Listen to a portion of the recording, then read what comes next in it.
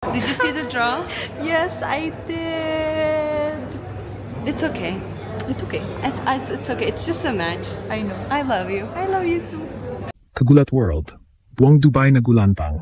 Hindi lang raketa ang dala ni Alexandra the Era Ayala sa kanyang paglanding sa Dubai Duty-Free Tennis Championships 2026 dahil kasama niya ang kanyang Turkish sister-in-arms na si Zeynep Sönmez. Hihimayin natin ang dambuhalang ebidensya. Isang viral arrival video ang kasalukuyang sumasabog online kung saan libo-libong fans ang sumugod sa airport at venue. Kahit sinabihan na ng security na chill muna, tumangging umuwi ang crowd. Puro cheers, flags at Pinoy-Turkish energy ang naghari. Si Alex, full vlogger mode na, camera rolling para i-capture ang kulitan at wholesome moments nila ni Zeynep. Boom. Pero sa likod ng masayang vlogs, hihimayin natin ang the career conflict. Matapos ang masakit na exit sa Doha laban kay Valentova, matindi ang pressure kay Alex na bumawi sa WTA 1000 Dubai. Paano niya haharapin ang fame overload habang bitbit ang pangarap ng buong Pinas? Dito papasok ang Zeynep factor. Si Sönmez ay hindi lang basta best friend. Siya ang emotional support system ni Alex sa brutal na mundo ng WTA. Hihimayin natin ang live reactions. Maraming fans ang melting sa genuine bond ng dalawa. Tinatawag itong refreshing sisterhood na bihira nating makita sa tour. Selyado na ang opinyon ng marami. Ang pagkakaibigang ito ang susi sa mental strength ni Alex sa gitna ng matinding travel grind. Tutok lang dahil hihimayin natin kung paano naging cultural phenomenon ang Middle East swing dahil sa tambalang ala Sönmez.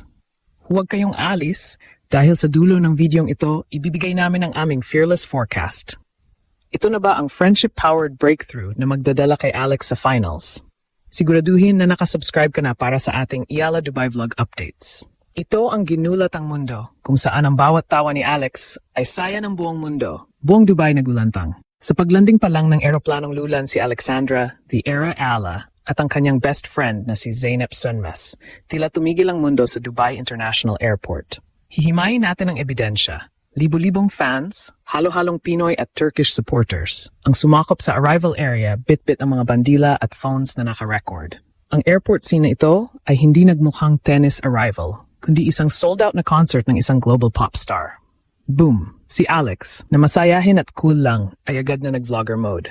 Hawak ang kanyang camera, sinalubong niya ang hiyawan ng fans ng may dambuhalang ngiti, habang si Zeynep ay tila sister-in-arms na nakikipagkulitan sa harap ng lens. Hihimayin natin ang tactical view. Ito ang unang pagkakataon na nakita natin ang ganitong level ng fanaticism para sa isang Filipina tennis player sa gitnang silangan.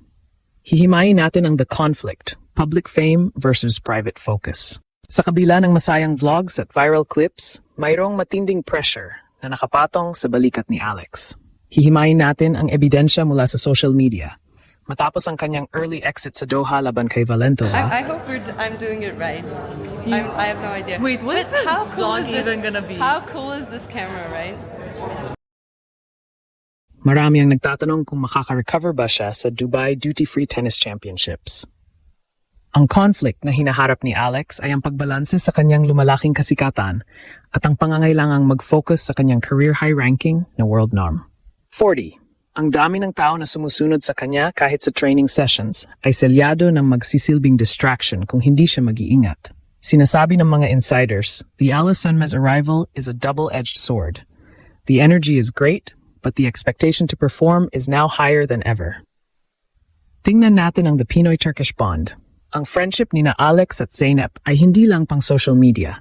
Hihimayin natin ang tactical side nito bilang isang emotional fuel. Sa brutal na WTA tour, kung saan ang bawat player ay tinitingnan ang isa't isa bilang karibal, ang bond ni na Alex at Zeynep ay sadyang refreshing. Ang emosyon ng fans ay selyado sa bawat comment section. Tinatawag itong the most wholesome duo in tennis. Hihimayin natin ang global impact. Naging top trending ang Dubai tournament bago pa man magsimula ang main draw dahil sa kanila. Ang conflict para sa mga tournament organizers, paano ihahandle ang dambuhalang crowd na ayaw umalis sa venue entrance para lang makita ang dalawang young phenoms. Ang global impact ni Alex bilang isang vlogger-athlete ay nagbibigay ng new dimension sa sports marketing. Hindi na lang siya basta atleta, siya ay isang icon of positivity. Selyado na ang ating hinala. Ang 2026 chapter ni Alex ay tungkol sa joy of the game. Sa bawat fun moment na pinupost niya kasama si Zeynep, ipinapakita niya na ang tagumpay ay mas matamis kapag may kasamang tunay na kaibigan. Handa ka na bang makita ang friendship power na ito sa mismong hardcourt? Dahil sa Dubai, hindi lang ang bola ang lilipad. Lilipad din ang pangarap ng bawat Pinoy na naniniwalang ito na ang panahon ni Alex Eala. Buong WTA nagulantang. Hihimayin natin ang mas malalim na aspeto ng Eala Sunmez dynamic. Sa mundo ng professional tennis, ang mental fatigue ay madalas na nagiging sanhi ng pagkatalo, lalo na matapos ang isang masakit na first-round exit tulad ng nangyari kay Alex sa Doha. Hihimayin natin ang ebidensya. Ang presensya ni Zeynep Sunmez ay hindi lang para sa vlogs. Siya ang nagsisilbing mental anchor ni Alex. Sa ating tactical analysis, ang pagkakaroon ng isang best friend sa tour ay nakakabawas sa isolation stress na nararanasan ng mga elite athletes. Boom! Habang ang ibang players ay lunad sa pressure at mag-isang nag-a-adjust sa hotel, si Alex ay may katuwang sa tawanan. Isang tactical advantage na magbibigay sa kanya ng fresh mindset pagtapak sa Dubai hardcourt. Hihimayin natin ang the tactical rebound. Matapos ang pagkatalo kay Valentova, kailangang patunayan ni Alex na ang kanyang world number 40 ranking ay hindi tsamba. Ang conflict? Ang Dubai Duty-Free Tennis Championships ay isang WTTA 1000 event. Ibig sabihin, narito ang lahat ng top 10 players sa mundo. Ang emosyon sa bawat training session ni Alex ay selyado. High focus na hinaluan ng saya. Hihimayin natin ang ebidensya mula sa kanilang viral vlogs. Makikita ang disiplina sa kanilang drills habang binabalansya ang energy ng fans. Ang conflict na haharapin ng kanyang mga kalaban? Lalabanan nila ang isang Alex Eala na hindi burned out, kundi inspired. Sinasabi ng mga experts, a happy player is a dangerous player. Alex's bond with Zeynep is her secret weapon against the tour's grind.